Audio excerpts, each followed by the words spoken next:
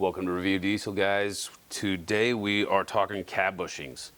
Cab bushings are extremely popular for the Super Duty crowd, specifically 2003 to 2010, because you got to take the cab off for everything. So a lot of times we will get the cab off and this is what we find, just completely deteriorated junk factory OEM Ford cab bushings. They're like styrofoam and rubber got together and had a baby, and that stuff just does not hold up. It falls apart. And so there's been a couple companies throughout the years that have come out with different cab bushing replacements. Many years ago we were doing polyurethane cab bushings. I'm going to tell you right now, if you see the word polyurethane and the word cab bushing in the same sentence, run. I don't care what the price is, you are going to hate them for multiple reasons. Most people do not understand how much the cab bushing has to do with the ride quality of the truck. This is a shock absorber between the frame rail of your truck and the cab of your truck.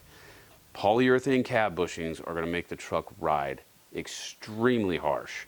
It is brutal. I'm talking back breaking, bleeding kidneys, and on top of that they squeak. That polyurethane will squeak, squeak, squeak, squeak, and never stop squeaking. Doesn't matter what you spray on it.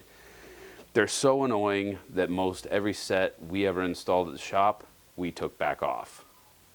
And before S&B came out with these beauties, we were putting factory cab bushings back on them because the polyurethane cab bushings were just so unbelievably annoying. They rode so terribly rough. These things are a game changer. I have 3 05 F350 four-door long bed single road row Super Duties.